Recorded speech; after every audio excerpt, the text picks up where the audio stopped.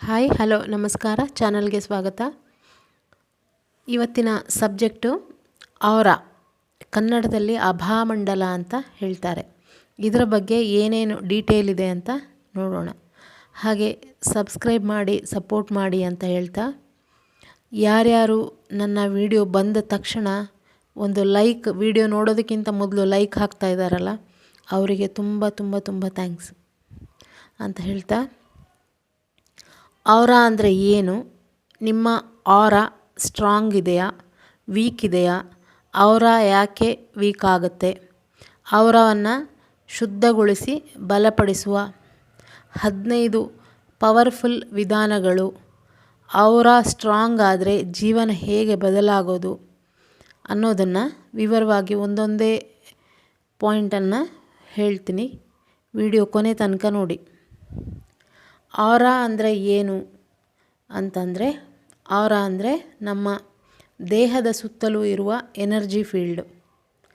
ಇನ್ನೂ ಸ್ವಲ್ಪ ಸರಳ ಭಾಷೆಯಲ್ಲಿ ಹೇಳಬೇಕು ಅಂತಂದರೆ, ದೇವರ ಫೋಟೋ ನೋಡಿದಾಗ ದೇವರ ಹಿಂದುಗಡೆ ಒಂದು ಯೆಲ್ಲೋ ಮತ್ತು ಗೋಲ್ಡ್ ಮಿಕ್ಸ್ ಆಗಿರುವಂಥ ಒಂದು ಪ್ರಕಾಶ ಬರೋ ಥರ ಒಂದು ಕಾಣುತ್ತಲ್ಲ ಫೋಟೋದಲ್ಲಿ, ಅದನ್ನು ಅಭಾಮಂಡಲ ಅಂತ ಹೇಳೋದು. ಇದು ನಮ್ಮ ಭಾವನೆ, ಚಿಂತನೆ, ಆರೋಗ್ಯ, ಆತ್ಮವಿಶ್ವಾಸ, ಭಯ ಎಲ್ಲವನ್ನು ಪ್ರತಿಬಿಂಬಿಸುತ್ತೆ. ವೈಜ್ಞಾನಿಕವಾಗಿ ಇದನ್ನು ಎಲೆಕ್ಟ್ರೋಮ್ಯಾಗ್ನೆಟಿಕ್ ಫೀಲ್ಡ್ ಅಂತ ಕರೀತಾರೆ. ಔರಾ ಬಲವಾಗಿ ಸ್ಟ್ರಾಂಗ್ ಇದ್ದರೆ ಜನ ನಿಮ್ಮ ಹತ್ರ ಆಕರ್ಷಿತರಾಗ್ತಾರೆ. ನಿಮ್ಮ ಪ್ರೆಸೆನ್ಸ್ ಅಲ್ಲಿ ಫೀಲ್ ಆಗುತ್ತೆ. ಮಾತಿಲ್ಲದೇ ಪ್ರಭಾವ ಬೀರುತ್ತೀರಿ. ಔರಾವನ್ನು ಎಲ್ಲರೂ ನೋಡೋದಕ್ಕೆ ಆಗುತ್ತಾ ಅನ್ನೋ ಕ್ವಶನಿಗೆ, ಔರಾವನ್ನು ಎಲ್ಲರೂ ನೋಡಲು ಸಾಧ್ಯವಿಲ್ಲ, ಆದರೆ ಅನುಭವಿಸೋದು ಎಲ್ಲರಿಗೂ ಸಾಧ್ಯ. ಈ ಕುಂಡಲಿನಿ ಜರ್ನಿಯಲ್ಲಿ ಇರೋರು, ಅಂದರೆ ಥರ್ಡ್ ಐ ಆ್ಯಕ್ಟಿವೇಟ್ ಆದರೆ ಔರಾವನ್ನು ನೋಡೋದಕ್ಕೂ ಸಾಧ್ಯ ಇದೆ ಅಂತಲೂ ಹೇಳ್ತಾರೆ. ನೋಡೋದಕ್ಕಾಗತ್ತೆ ಅದು.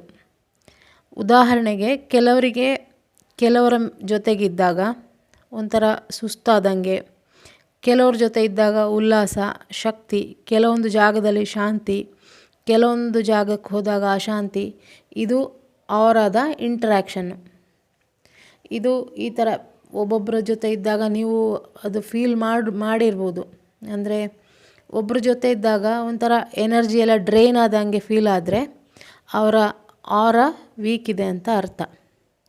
ಕಿರಿಲಿಯನ್ ಫೋಟೋಗ್ರಫಿಯಿಂದ ಔರಾ ಎನರ್ಜಿಯನ್ನು ಕ್ಯಾಪ್ಚರ್ ಮಾಡ್ಬೋದು ಅಂತ ಕೂಡ ಹೇಳಲಾಗುತ್ತೆ. ಇನ್ನು ನಿಮ್ಮ ಔರಾ ಸ್ಟ್ರಾಂಗ್ ಇದೆಯಾ ವೀಕ್ ಇದೆಯಾ ಅನ್ನೋದು ಹೇಗೆ ಗೊತ್ತಾಗೋದು ಅಂತ ಪ್ರಶ್ನೆ. ಔರಾ ಬಲವಾಗಿದ್ದಾಗ ಒಬ್ಬರೇ ಇದ್ದರೂ ಖಾಲಿತನ ಅನಿಸೋದಿಲ್ಲ. ತಮ್ಮ ಜೊತೆ ತಾವೇ ಇದ್ದಾಗ ಶಾಂತಿ ಸಿಗುತ್ತೆ. ಹೊರಗಿನ ಮಾತು, ಅಭಿಪ್ರಾಯ, ಹೊಗಳಿಕೆ, ಮೆಚ್ಚುಗೆ ಇವು ಯಾವುದು ನಿಮಗೆ ಅವಶ್ಯಕ ಅಂತ ಅನಿಸೋದಿಲ್ಲ.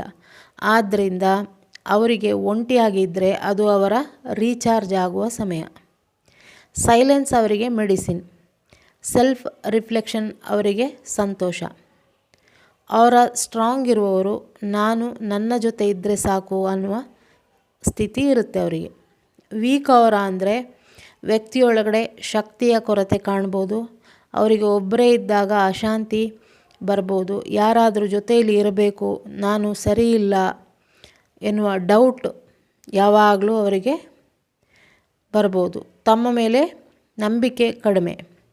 ಹೊರಗಿನ ಮೆಚ್ಚುಗೆ ಬೇಕು ಅವರಿಗೆ, ಹೊಗಳಿಕೆ, ಅಟೆನ್ಷನ್ ಬೇಕು. ಯಾರಾದರೂ ಒಪ್ಪಿಕೊಳ್ಳದಿದ್ದರೆ ಅವ್ರನ್ನ ಬೇಗ ಹರ್ಟ್ ಆಗ್ತಾರೆ. ಜನರ ಮಾತುಗಳು ಅವರ ಮೂಡನ್ನು ಡಿಸೈಡ್ ಮಾಡುತ್ತೆ.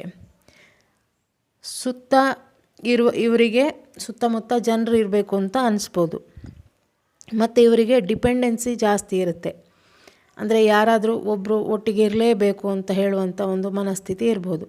ಇನ್ನು ನಿಮ್ಮ ಔರಾ ಸ್ಟ್ರಾಂಗ್ ಇದೆಯಾ ಅಂತ ನೋಡಿಕೊಳ್ಳೋ ಚೆಕ್ ಪಾಯಿಂಟ್ಸ್ ಏನು ಅಂತಂದರೆ, ನೀವು ಒಂದು ಕಡೆಗೆ ಹೋದರೆ ಅಲ್ಲಿ ನಿಮ್ಮ ಪ್ರೆಸೆನ್ಸ್ ಫೀಲ್ ಆಗುತ್ತೆ ಜನರಿಗೆ. ನೀವು ಬಂದಾಗ ನಿಮ್ಮತ್ತ ತಿರುಗಿ ನೋಡುವಂತಹ ವ್ಯಕ್ತಿತ್ವ ನಿಮ್ಮದಾಗ್ಬೋದು. ಬೇರೆಯವರಿಗೆ ಸಹಾಯ ಮಾಡುವಾಗ ಭಯ ಇಲ್ಲದೆ ಸಹಾಯ ಮಾಡಿದರೆ ನಿಮ್ಮ ಔರಾ ಸ್ಟ್ರಾಂಗ್ ಇದೆ ಅಂತ ಅರ್ಥ. ನಿಮಗೆ ಒಂಟಿತನ ಶಾಂತಿ ಕೊಡ್ತಿದ್ರೆ ಔರಾ ಸ್ಟ್ರಾಂಗ್ ಇದೆ ಅಂತ ಕೂಡ ಅರ್ಥ. ಜನರು ನಿಮ್ಮ ಪ್ರೆಸೆನ್ಸ್ನಲ್ಲಿ ಖುಷಿ, ಉಲ್ಲಾಸ, ಹೊಸ ಎನರ್ಜಿಯಿಂದ ಇದ್ದರೆ ಅವರ ಸ್ಟ್ರಾಂಗ್ ಇದೆ ಎನ್ನುವ ಅರ್ಥ. ಹಾಗೆ ಅವರ ಎನರ್ಜಿ ಡೌನ್ ಆದರೆ, ಡ್ರೈನ್ ಆಗ್ತಿದ್ರೆ ನಿಮ್ಮ ಅವರ ವೀಕ್ ಇದೆ ಎಂಬ ಅರ್ಥ. ಇನ್ನು ಸೆಲ್ಫ್ ರೆಸ್ಪೆಕ್ಟ್ ಇಲ್ಲದಿದ್ದರೆ ಅವರ ದುರ್ಬಲವಾಗುತ್ತೆ. ಈಗ ಈ ಅವರ ವೀಕ್ ಅಥವಾ ದುರ್ಬಲವಾಗುವುದಕ್ಕೆ ಏನು ಕಾರಣ ಅಂತ ನೋಡಿದರೆ, ನಿರಂತರ ಚಿಂತೆ, 2 ಭಯ ಮತ್ತು ಅಸುರಕ್ಷತೆ, 3 ಅಸೂಯೆ ಮತ್ತು ಕೋಪ, 4 ನೆಗೆಟಿವ್ ಜನರ ಸಂಘ, 5ನೇದು ಸೆಲ್ಫ್ ಕೇರ್ ಇಲ್ಲದ ಜೀವನ, 6ನೇದು ನಿದ್ರೆಯ ಕೊರತೆ, 7ನೇದು ಅತಿಯಾದ ಮೊಬೈಲ್ ಗೀಳು, ಸೋಷಿಯಲ್ ಮೀಡಿಯಾ, 8ನೇದು ಪ್ರಕೃತಿಯ ಸಂಪರ್ಕ ಇಲ್ಲದಿರೋದು, 9 ಸ್ವಯಂ ದ್ವೇಷ ಅಂದರೆ ಸೆಲ್ಫ್ ಹೇಟ್ ಮಾಡುವಂಥ ಒಂದು ಗುಣ. ನಿಮ್ಮನ್ನು ನೀವು ಗೌರವಿಸದ ದಿನದಿಂದ ಅವರ ಕುಸಿಯಲು ಶುರುವಾಗುತ್ತೆ. ಅವರ ವೀಕ್ ಅಥವಾ ದುರ್ಬಲ ಇದ್ದರೆ ಆಗುವ ಪರಿಣಾಮ ಏನು ಅಂತ ನೋಡೋದಾದರೆ, ಜನ ನಿಮ್ಮನ್ನು ಗಂಭೀರವಾಗಿ ತಗೊಳ್ಳಲ್ಲ. ನೀವು ಎಷ್ಟೇ ಒಳ್ಳೆಯ ವಿಷಯ ಮಾತಾಡ್ತಾ ಇದ್ರೂ ನಿಮ್ಮ ಮಾತಿಗೆ ವ್ಯಾಲ್ಯೂ ಕೊಡಲ್ಲ. ಮೀಟಿಂಗು, ಫ್ಯಾಮಿಲಿ, ಸೊಸೈಟಿ ಎಲ್ಲೆಲ್ಲೂ ಇಗ್ನೋರ್ ಆಗ್ತೀರಾ ಅಂತ ಅನ್ನಿಸ್ಬೋದು. ಅದು ಆಫೀಸಲ್ಲೇ ಇರ್ಬೋದು, ಮನೆಯಲ್ಲೇ ಇರ್ಬೋದು, ನಿಮ್ಮ ಮಾತಿಗೆ ಬೆಲೆ ಇಲ್ಲ ಅಂತ ಅನ್ನಿಸ್ಬೋದು.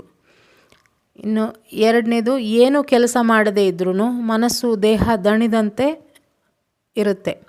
ಬೆಳಿಗ್ಗೆ ನಿದ್ದೆ ಮಾಡಿ ಎದ್ದರೂ ಫ್ರೆಶ್ನೆಸ್ ಫೀಲ್ ಆಗೋದಿಲ್ಲ. 3ನೇದು, ನೆಗೆಟಿವ್ ಜನ ಮತ್ತು ಪರಿಸ್ಥಿತಿಗಳು ಸೆಳೆಯುತ್ತೆ.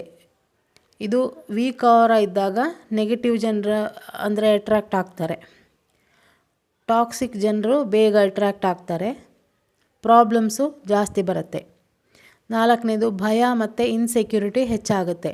ಸಣ್ಣ ಸಣ್ಣ ವಿಷಯಕ್ಕೂ ಭಯ, ಓವರ್ ಥಿಂಕಿಂಗು, ನಾನು ಸರಿ ಇಲ್ಲ ಎಂಬ ಭಾವನೆ ಬರೋದು. 5ನೇದು, ಒಬ್ಬರೇ ಇದ್ದರೆ ಅಶಾಂತಿ, ಯಾವಾಗಲೂ ಯಾರಾದರೂ ಜೊತೆ ಇರಬೇಕು ಅಂತ ಅನ್ನಿಸ್ಬೋದು. 6ನೇದು, ಇತರರ ಮಾತು, ಒಪಿನಿಯನ್ನು, ನೆಗೆಟಿವಿಟಿ ನಿಮ್ಮ ಮೇಲೆ ಬೇಗ ಪರಿಣಾಮ ಬೀರುತ್ತೆ. ನಿದ್ರೆ ಬರೋದಿಲ್ಲ, ಕೆಟ್ಟ ಕನಸು, ರಾತ್ರಿ ಭಯ ಆಗೋದು, ಇವೆಲ್ಲ ವೀಕ್ ಅವರಾದ ಸಿಂಪ್ಟಮ್ಸು. ಆರೋಗ್ಯ ಸಮಸ್ಯೆಗಳು ಸ್ಲೋ ಆಗಿ ಆಗುತ್ತೆ. ಇಮ್ಯುನಿಟಿ ಕೂಡ ನಿಧಾನವಾಗಿ ಕುಸಿಯುತ್ತೆ. ಮತ್ತು ಆಧ್ಯಾತ್ಮಿಕ ಗೊಂದಲ ಇರ್ಬೋದು, ಶಾಂತಿ ಇಲ್ಲ, ಕಾನ್ಸಂಟ್ರೇಟ್ ಆಗೋದಿಲ್ಲ, ಮೆಡಿಟೇಷನ್ನಲ್ಲಿ ಮೈಂಡ್ ನಿಂತಲ್ಲಿ ನಿಲ್ಲೋದಿಲ್ಲ, ಬೇರೆ ಬೇರೆ ಥಾಟ್ಸ್ ಬರೋದು ಆಗ್ಬೋದು. 10ನೇದು, ಸಣ್ಣ ಸಣ್ಣ ಮಾತಿಗೂ ಹರ್ಟ್ ಆಗೋದು.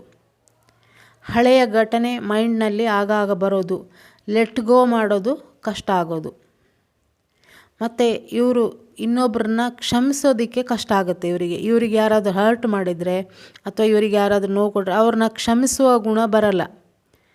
ಇಷ್ಟೆಲ್ಲ ಪ್ರಾಬ್ಲಮ್ಸು ಕಾಣಿಸ್ಬೋದು. ಹಾಗಿದ್ದರೆ ಅವರವನ್ನು ಶುದ್ಧಗೊಳಿಸಿ ಸ್ಟ್ರಾಂಗ್ ಮಾಡುವ 15 ಪಾಯಿಂಟ್ಸ್ ಯಾವುದು ಅಂತ ನೋಡಿದರೆ, 1ನೇದು, ಧ್ಯಾನ ಮಾಡ್ತಾ ಉಸಿರು ಒಳಗಡೆ ತಗೊಳ್ಳುವಾಗ ಪಾಸಿಟಿವ್ ಎನರ್ಜಿ ಒಳಗೆ ಬರ್ತಾ ಇದೆ, ಉಸಿರು ಹೊರ ಹಾಕುವಾಗ ನೆಗೆಟಿವ್ ಎಲ್ಲ ಹೊರ ಹೋಗ್ತಿದೆ ಅಂತ ಫೀಲ್ ಮಾಡೋದು. 2ನೇದು, ದೇಹದ ಸುತ್ತ ಬಂಗಾರದ ಬೆಳಕು ಸುತ್ತುವ ಹಾಗೆ ಇಮ್ಯಾಜಿನ್ ಮಾಡಬೇಕು. ಅಂದರೆ ಇದು ಮೆಡಿಟೇಷನ್ನಲ್ಲೇ ಮಾಡುವಂಥದ್ದು. 3ನೇದು, ವಾರಕ್ಕೆ 3 ಬಾರಿ ಚಿಟಿಕೆ ಹಳದಿ ಮತ್ತು ಕಲ್ಲುಪ್ಪು ಸೇರಿಸಿ ನೀರಿಗೆ ಇದರಿಂದ ಸ್ನಾನ ಮಾಡೋದು. 4ನೇದು, ಹಸಿರು ಹುಲ್ಲಿನ ಮೇಲೆ ನಡೆಯೋದು, ಸೂರ್ಯನ ಕಿರಣಕ್ಕೆ ಮೈಯೊಡ್ಡೋದು, ತಾಜಾ ಗಾಳಿ ಸಿಗುವ ಹಾಗೆ ಕಿಟಕಿಯೆಲ್ಲ ಸ್ವಲ್ಪ ತೆರೆದಿಡೋದು, ಮಲಗುವ ಕೋಣೆಯಲ್ಲಿ ಸಣ್ಣ ದೀಪ ಹಚ್ಚಿ ಮಲಗೋದು, ಸುತ್ತಮುತ್ತಲು ಕ್ಲೀನಾಗಿ ಇಟ್ಕೊಳ್ಳೋದು, ನೆಗೆಟಿವ್ ಜನರಿಂದ ದೂರ ಇರೋದು, ಭಕ್ತಿ, ಪ್ರಾರ್ಥನೆ, ಪೂಜೆ ಈ ಥರ ಆ ಪರಮಾತ್ಮನ ಸಂಪರ್ಕವನ್ನು ಸಾಧಿಸೋದು. ನಗು ಮತ್ತು ಕ್ಷಮಿಸುವ ಗುಣ, ದಿನಕ್ಕೆ ಅರ್ಧ ಗಂಟೆ ಆದರೂ ನಿಮಗಿಷ್ಟವಾದ ಎಕ್ಸಸೈಸು ಅಥವಾ ವಾಕಿಂಗು ಈ ಥರ ಮಾಡೋದು. ಮತ್ತು ಓಂ ಜಪ, ಪ್ರಣವ ಮಂತ್ರವಾದ ಓಮನ್ನು ಜಪ ಮಾಡೋದು. ಮತ್ತು ಮಂತ್ರ ಜಪದಿಂದ ಆರಾದ ಮೇಲೆ ಹೇಗೆ ಕೆಲಸ ಮಾಡುತ್ತೆ ಅಂದರೆ, ಮಂತ್ರ ಜಪ ಸಮಯದಲ್ಲಿ ಓವರ್ ಥಿಂಕ್ ಕಡಿಮೆ ಆಗುತ್ತೆ, ಭಯ ಚಿಂತೆ ನಿಧಾನವಾಗಿ ಕಡಿಮೆ ಆಗುತ್ತೆ, ಮನಸ್ಸು ಶಾಂತ ಆಗುತ್ತೆ, ಅವರ ಕ್ಲೀನ್ ಮತ್ತು ಸ್ಟ್ರಾಂಗ್ ಆಗುತ್ತೆ. ಮಂತ್ರ ಜಪದಲ್ಲಿ ಉಸಿರಾಟ ಸ್ಲೋ ಆಗುತ್ತೆ. ನಿರಂತರವಾಗಿ ನಿಯಮಿತವಾಗಿ ಜಪ ಮಾಡಿದವರಿಗೆ ನೆಗೆಟಿವ್ ಪೀಪಲ್ ಇಂಪ್ಯಾಕ್ಟು ಕಡಿಮೆ ಆಗುತ್ತೆ. ದೃಷ್ಟಿದೋಷ ಕಡಿಮೆ ಆಗುತ್ತೆ. ಸಡನ್ನಾಗಿ ಭಯ, ಹೆವಿನೆಸ್ ಕಡಿಮೆ ಆಗುತ್ತೆ. ಹೀಗೆ ಮಂತ್ರ ನಿಮ್ಮೊಳಗಿನ ಶುದ್ಧ ಆರಾವನ್ನು ಹೊರತೆಗೆದು ತೋರಿಸುತ್ತೆ. ನಿಮ್ಮನ್ನು ನೀವು ಗೌರವಿಸಿಕೊಳ್ಳುವ ದಿನ ಆರಾ ನ್ಯಾಚುರಲಿ ಸ್ಟ್ರಾಂಗ್ ಆಗುತ್ತೆ. ಟೋಟಲಿ ಆರಾ ಅಂದರೆ ನಿಮ್ಮ ಅಂತರಂಗದ ಪ್ರತಿಬಿಂಬ. ನೀವು ಒಳಗಿಂದ ಶುದ್ಧರಾಗಿದ್ದರೆ ಹೊರಗಿನಿಂದ ಯಾರೂ ನಿಮ್ಮನ್ನು ಸೋಲಿಸೋದಕ್ಕೆ ಆಗಲ್ಲ ಅಂತ ಹೇಳ್ತಾ ಮುಂದಿನ ವಿಡಿಯೋದಲ್ಲಿ ಸಿಗ್ತೀನಿ. Thank you for watching.